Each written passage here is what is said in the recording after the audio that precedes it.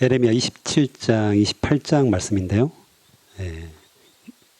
3절에 보면 유다의 왕 시드기야 시대 때 이 일들이 일어났음을 분명하게 이야기하고 있습니다.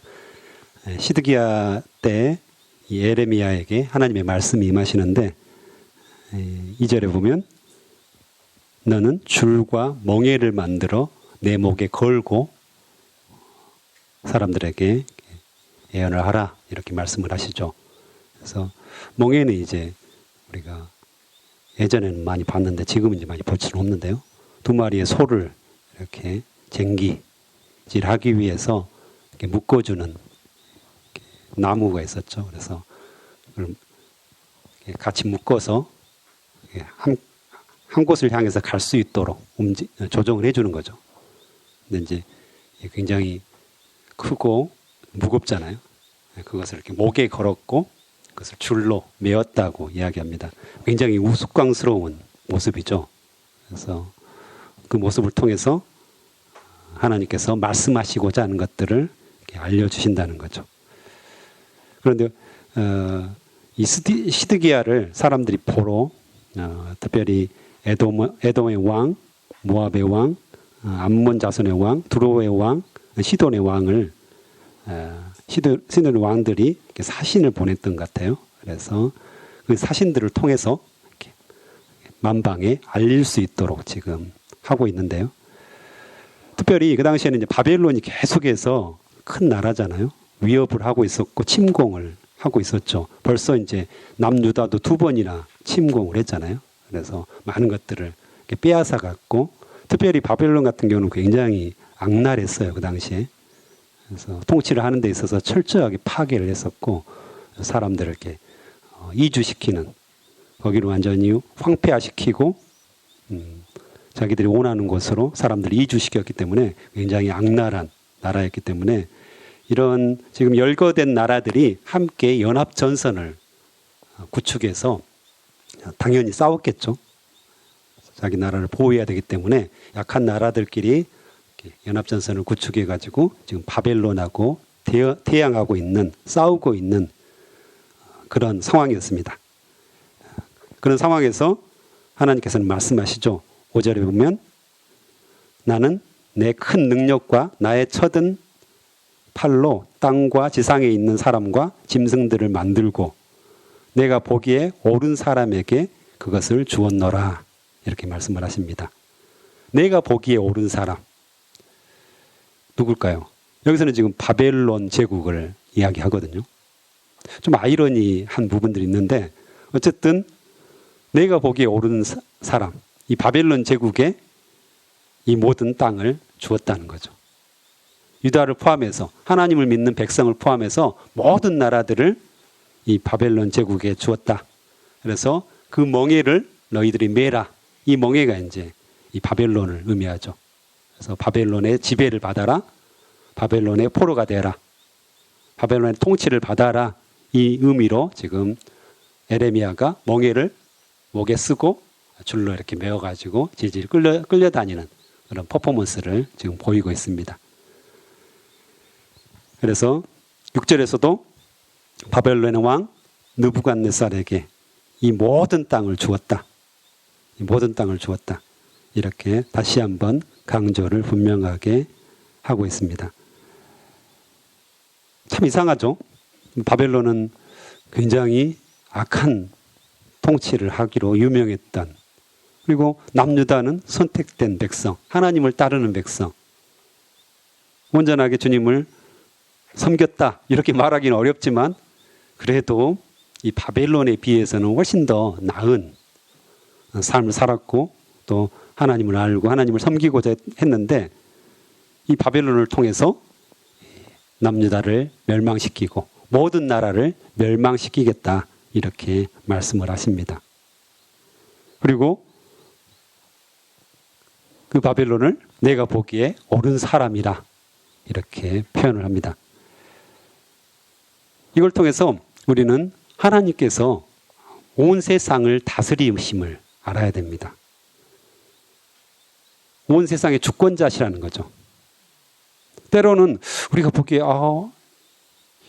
이게 왜 이럴 때가 있습니다. 왜 하나님이 이렇게 역사하시지?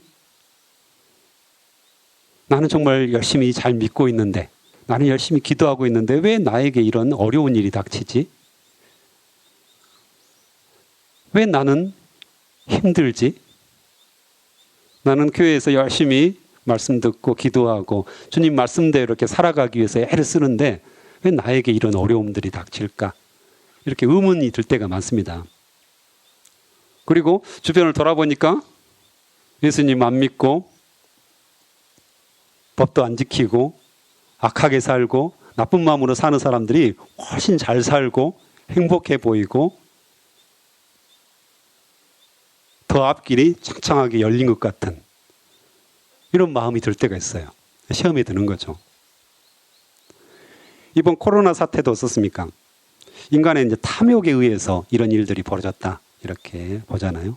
그래서 사람들이 계속해서 욕심을 부리면서 자연을 파괴하고 또 돈을 벌고 또 여러 가지 그런 악한 행위들을 하면서 자연들이 이제 파괴되면서 이런 바이러스, 변종 바이러스들이 계속해서 생기는 거잖아요.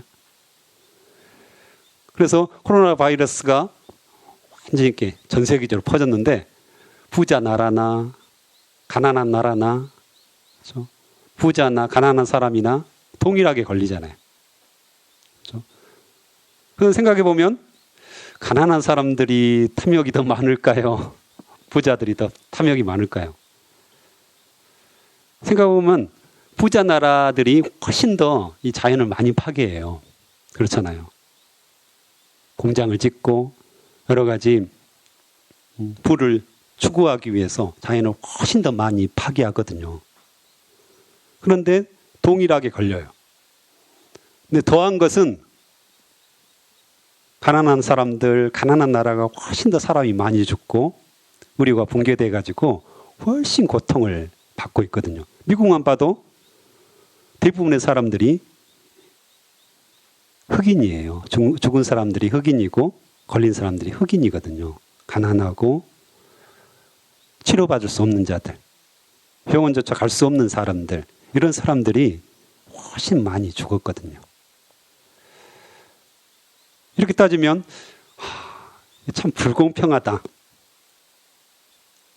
이런 생각이 우리가 들 때가 많아요.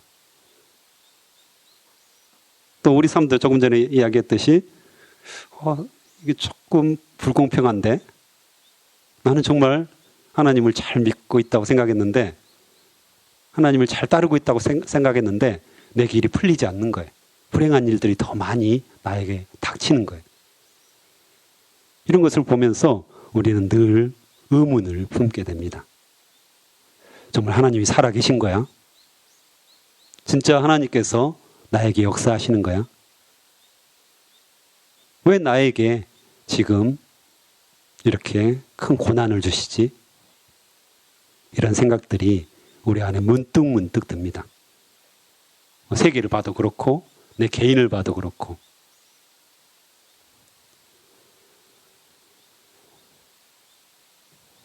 그런데 하나님께서 오늘 분명하게 말씀하십니다. 그것은 하나님의 주권에 달려있다고 말씀하십니다. 그럼에도 불구하고 하나님께서는 역사하신다는 것입니다. 특별히 바벨론을 들어서 남유다를 치시겠다고 말씀하십니다. 그래서 이 이스라엘 백성들이 죄악에서 돌아오게 하시고 거룩하게 만드시고 하나님의 온전한 백성으로 다시금 일어서게 하시겠다고 말씀하십니다. 그 연단의 과정을 통해서 고난의 과정을 통해서 이 이스라엘 백성들을 다시금 새롭게 살리시겠다고 말씀하십니다. 그래서 바벨론의 통치를 통해서 하나님의 백성에게 관심이 있으신 하나님을 볼 수가 있습니다. 실제로 하나님은 바벨론에게 관심이 없습니다. 나중에 21절, 22절에 보면 어떻습니까? 나중에 보면 때가 차면 바벨론 제국도 무너진다고 분명하게 말씀을 하십니다. 22절에 보면 그것들이 바벨론으로 옮겨지고 내가 이것을 돌보는 날까지 거기에 있을 것이니라. 그 후에 내가 그것을 올려와 이곳에 그것들을 되돌려 두리라. 여호와의 말씀이니라. 하나님의 성전의 기구들을, 남아있는 기구들을 바벨론으로 다 옮긴다는 거죠. 즉 뭔 말입니까 이게? 남유다가 패망할 거라 이렇게 말씀하십니다. 하지만 때가 참에 다시 다 돌리시겠다고. 우리가 이미 알고 있잖아요. 우리가 전지적 작가 시점을 가지고 있죠. 성경의 내용들을 싹 알고 있으니까 70년이 차면 모든 포로와 하나님의 성전 기구들이 다 다시 예루살렘으로 돌아오는 것을 알잖아요. 때가 있어요. 그때까지 하나님께서 바벨론을 사용하시고 그 다음에 바벨론이 완전하게 패망하잖아요. 하나님의 역사적 관점, 하나님의 주권적인 관점에서는 바벨론은 별로 하나님의 관심사가 아닙니다. 하나님의 관심사는 하나님의 백성들, 하나님을 섬기는 백성들, 이 백성들을 어떻게 온전하게 만들 것인가, 이게 하나님의 백성, 하나님의 관심사라는 거죠. 즉 우리가 하나님 앞에서 바르게 서 있는 것, 이걸 중요시 여기십니다. 우리가 말씀으로, 기도로 온전히 하나님을 사랑하고 섬기느냐, 아니면 세상과 섞여가지고 적당히 양다리 걸쳐가지고 하나님을 믿는 것 같기도 한데 세상을 더 의지하는 것 같은, 하나님을 온전하게 신뢰해야 하는 것 같은데 결정적인 순간에는 세상에 돈을 찾아가고 세상에 권력을 찾아가고 세상에서 의지할 만한 사람을 찾아가는 그런 모습이 하나님께서는 안타까우신 거예요. 하나님의 주권적인 통치하에서 하나님의 백성들이 어떻게 살아야 될 것인가를 분명하게 알려주시는데 자꾸 우리는 기웃기웃 거리는 거죠. 하나님만으로는 100% 만족하지 못하는 것입니다. 다른 것이 있어야 되겠어요. 하나님도 있으면 좋은데 하나님께 100% 의지해가지고 어떻게 세상을 살아갑니까? 그래도 돈이 있어야 하지 않을까요? 그래도 권력에 의지하지 않을까요? 좀 힘센 사람들에게 의지해서 내 삶이 더 좋아지지 않을까요? 이런 막연한 기대들을 가지고 있는 그런 그리스도인들을 하나님께서 세상의 권력, 또한 때로는 우리보다 더 악한 사람을 통해서 때로는 징계하시고 다시금 돌아오라 말씀하신다는 거죠. 그래서 하나님께서는 이 바벨론을 통해서 세계를 지배하십니다. 좀 악하고 우리가 보기에 못된 나라지만 하나님께서 주권적으로 통치하시는 거죠. 그걸 통해서 하나님의 백성들을 돌아오게 만드시는 역사가 있었다는 거죠. 그래서 바벨론으로 가라고 이야기합니다. 11절에 보면 바벨론의 왕의 멍에를 메고 섬기라고, 그러면 거기서 살게 하겠다. 그래서 여호와께 순종하는 것, 하나님께 순종하는 것이 하나님의 뜻이다. 이렇게 분명하게 이야기합니다. 그래서 지금 우리가 알 수 없지만 하나님의 뜻에 순종하라 이렇게 말씀하시고요.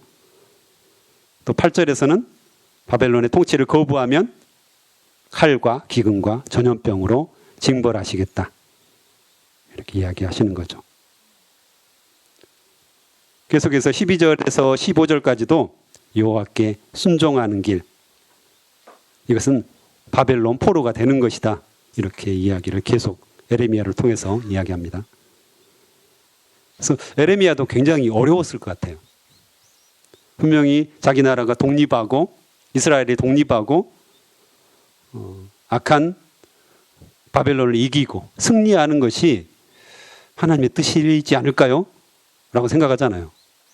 당연히 그렇게 돼야 되잖아요. 어떻게 하나님을 믿는 백성이, 하나님의 선택받은 백성이 저 악한 바벨론에게 멸망할 수 있습니까? 주님 도와주시옵소서. 당장이라도 주님께서 천군 천사를 보내셔서 저 바벨론을 물리쳐 주시옵소서. 이렇게 하는 것이 훨씬 더 멋지지 않을까요? 대중의 환호를 받고 이스라엘 백성들의 환호를 받을 수 있는, 그렇잖아요. 믿습니다 하면서 하나님이 능력으로 이기실 줄 믿습니다 하면서 이렇게 선포하는 것이 훨씬 더 매력적이잖아요. 그런데 내국노처럼 바벨론에게 포로로 잡혀가라, 누구 멸망할 것이다, 이게 말하는 게 너무 어려웠을 것 같아요. 하지만 그것이 하나님께 순종하는 길이었고, 그것이 하나님의 뜻이었기 때문에 그대로 순종하는 것입니다. 자기의 어떤 생각, 이성적인 생각과는 전혀 다른, 또한 대중들의 생각과는 전혀 다른, 백성들의 생각과는 전혀 다른 그런 것이었지만 하나님의 뜻이었기 때문에 그 길에 순종하는 것이었죠. 16절부터는 성전 기구에 대한 이야기가 나옵니다. 그래서 에레미야의 반에서 거짓 예언하는 거짓 선지자들이 계속 있었죠. 거짓 선지자들은 성전 기구가 바벨론에서 속히 돌아오리라. 지금 일부가 2차, 1차 이 포로를 통해서 지금 바벨론으로 옮겨진 상태거든요. 3번에 걸쳐서 이제 멸망을 하잖아요. 3번에 걸쳐서 이렇게 포로로 잡혀가는데, 이 시드기야가 끝나면 이제 마지막 3번째인데 2번에 걸쳐서 이미 성전의 그 기구가 바벨론으로 옮겨졌어요. 그런데 거짓 예언하는 사람들이 속히 돌아올 것이다. 2년 안에 이 모든 기구들이 돌아올 것이다. 바벨론은 망할 것이다. 하나님께서 바벨론을 치실 것이다. 이렇게 이야기를 해요. 그래서 예레미야는 그렇지 않다.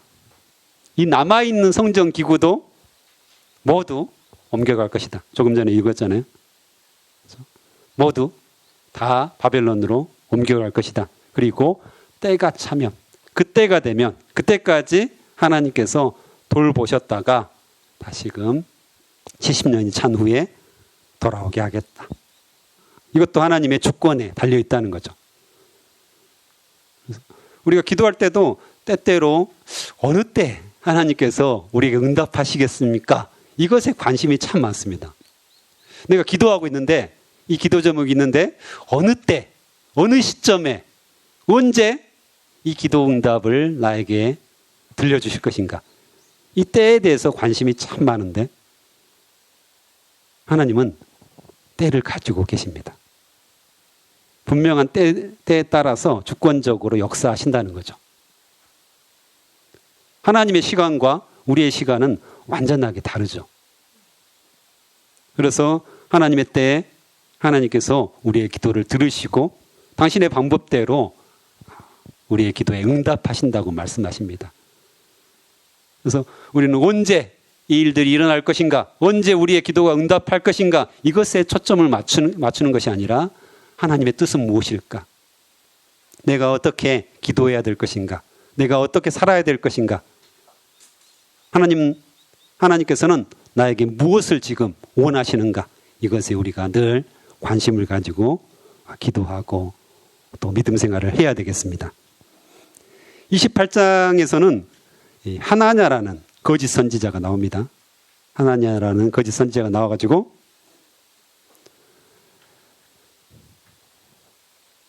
이 예언자, 이 선지자는 백성들, 이스라엘 백성들이 원하는 그런 예언을 계속합니다.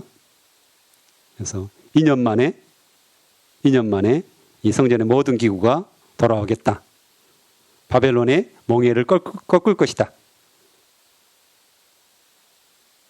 그래서 이 에레미야가 목에 메었던 그 멍에, 나무 멍에였거든요.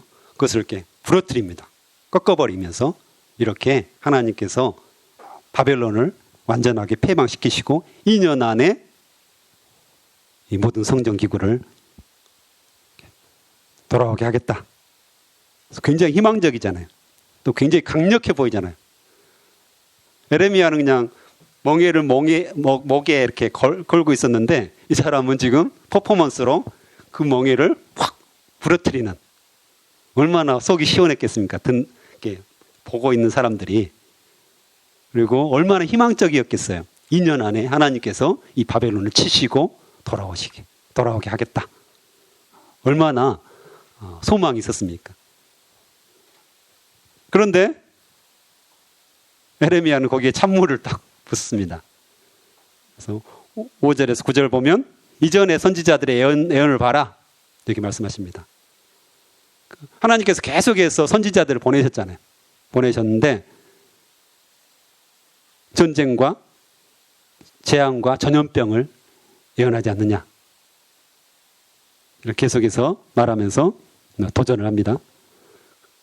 그래서 하나냐가 다시금 멍에를 취하여 꺾고, 그 다음에 바벨론 포로에서 돌아오게 하겠다, 다시금 이야기하니까 마지막으로 에레미야가 예언을 하죠.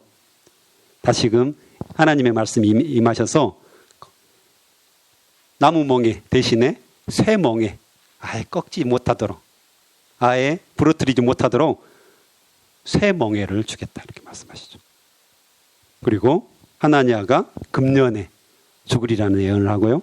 그 해에 7째 달에 하나냐가 실제로 죽습니다.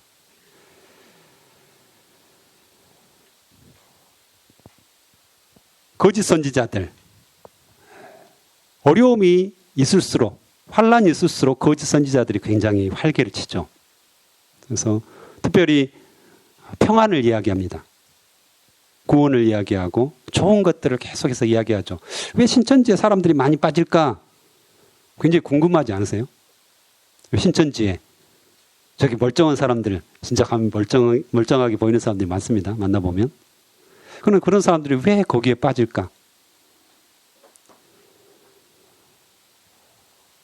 결국엔 사단의 유혹이죠. 사단의 거짓 선지자들을 통한 사단의 유혹에 빠지는 건데요. 많은 사람들이 나는 괜찮을 거야, 이렇게 생각하는데 실제로는 우리도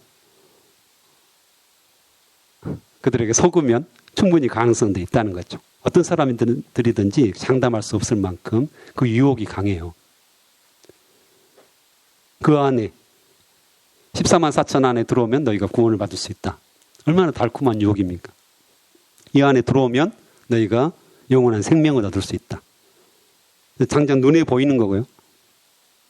우리는 지금 잘 눈에 안 보이잖아요. 천국에 가본 적이 없잖아요, 저희들이. 그렇죠? 하나님께 구원 받았다고 말씀 있지만, 또 내 안에 살아계신다고 있지만, 성경에 나와 있잖아요. 근데 한 번도 본 적은 없잖아요. 가시적으로 본 적이 없고. 그래서 사람마다 이걸 보고 싶어 해요. 만지고 싶어 해요. 그런 유혹이 있는 거예요. 그렇기 때문에 신천지에서 차차차차 해가지고 논리적이죠. 굉장히 논리적인 것 같아요. 이성적으로 보면 굉장히 논리적이고 좀 성경에서 비유적인 부분들, 좀 흐릿했던 부분들이 확 들어오는 것 같아요. 그런 것들을 싹 눈에 보여졌을 때 그것이 유혹이 되는 거죠. 유혹이 되고 너에게 평안을 주겠다, 이러면 거기 마음이 확 쏠립니다. 신천지뿐만 아니라 우리를 유혹하는 거짓 선지자들, 거짓 것들이 얼마나 많습니까? 돈을 많이 벌면 너를 행복하게 해줄 거야. 다 그렇게 생각하잖아요. 나에게 한 10억쯤 있으면 행복 못할 수도 있죠. 한 100억으로 늘리죠. 100억 정도를 딱 로또를 맞아가지고 100억만 있으면 내가 진짜 행복할 거야, 이런 생각 하시잖아요. 100억 드릴까요? 아멘. 이런 유혹이 있어요. 나름대로 다 평안을 주겠다고 말합니다. 너에게 행복을 주겠다고 말합니다. 이런 거짓된 것들이 우리 주변에 진짜 많죠. 그래서 사람들이 중독에 빠지는 거잖아요. 자꾸 그것에 빠져드는 거예요. 하나님 대신, 보이지 않는 하나님 대신에 보이는 이것이 나에게 평안을 주고 행복을 주고 안식을 주고 나를 천국으로 이끌어갈 것 같은 이런 것들에 우리가 계속해서 빠지는 거죠. 대표적인 것이 마약도 그런 부분들이잖아요. 현실은 힘드니까 이것에 의존하는 거죠. 이렇듯이 오늘날도 우리를 유혹하는 수많은 거짓된 것들이 우리 주변에 가득하다는 것을 우리는 알아야 됩니다.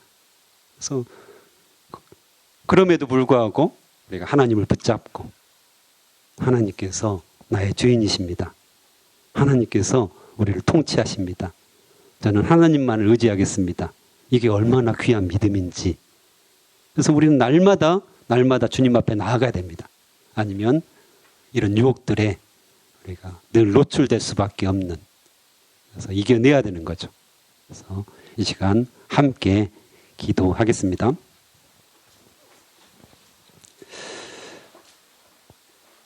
하나님 아버지 감사합니다. 오늘 하나님의 주권에 대해서, 절대 주권에 대해서 또 우리가 깨닫게 해주셔서 감사합니다.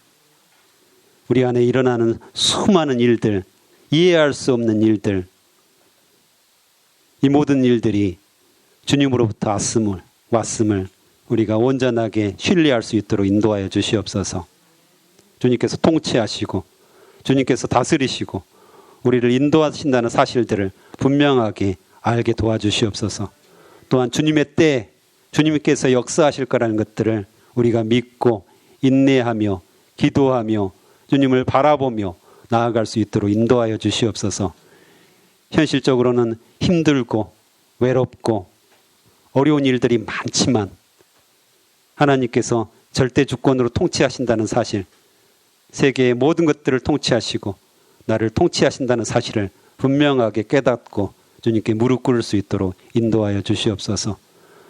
또한 하나자 같은 거짓 선지자들이 와서 거짓 평화를 말하고 평안을 말하고 행복을 말하는데 우리 주변에 수많은 것들이 우리를 유혹합니다.